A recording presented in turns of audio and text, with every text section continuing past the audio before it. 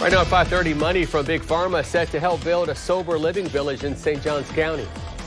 Adding to funds from the state legislature and opioid settlements, this vision is becoming a reality. News 4 Jax reporter anchor John Aceba spoke with someone who has experienced the program firsthand. Died 4 times, a lot of seizures, liver failure, kidney failure. I really shouldn't be here. Crazy, right? That's Chris Childers. I drank. I was a real bad alcoholic. I mean, I drank a gallon, booze every day for 10 years. Chris went to rehab 24 times, 23 times. He ended up relapsing. 23 of those times you didn't go to sober living? No. And the 24th you did? Yeah. And you're sober? I'm sober, yeah, for almost 4 years.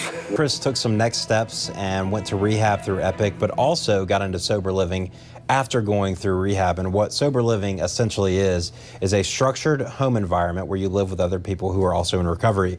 You all are getting jobs, you're working a recovery program together, something like a 12-step, but overall you're just getting well adjusted to being normal. Gary Booth, who is also in recovery, runs that program for Epic.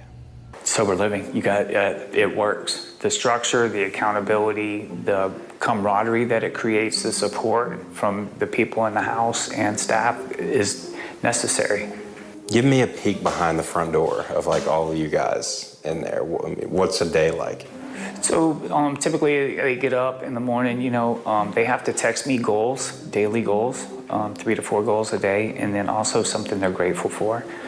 It's a gratitude list every single day. Epic is literally building a village on the funds that they've been building.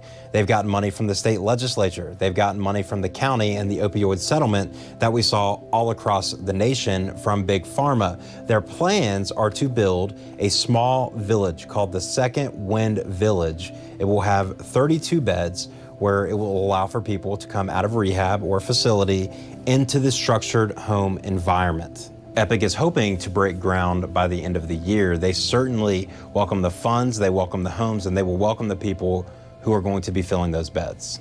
And we ended up with about $2.8 million for the phase 1 of Second Wind Village. And then we also were fortunate to receive $600K through the county as a match. I really don't want to underscore the value of sober living, and I'll do it by justifying it by the numbers. I pulled some of these research numbers, but I've spoken with a lot of people in the world of recovery and addiction who work programs, and these are the numbers. This is how it usually shakes out. Around 40 to 60% of people who go from rehab just straight out into the world and not into sober living end up relapsing. Still doing sober living? And you're living with other guys, probably helping the other guys? Yes. Yeah, I help a lot with the newcomers, and I love it. That's my service work. I love seeing them succeed, and to me, it's a selfishly selfless.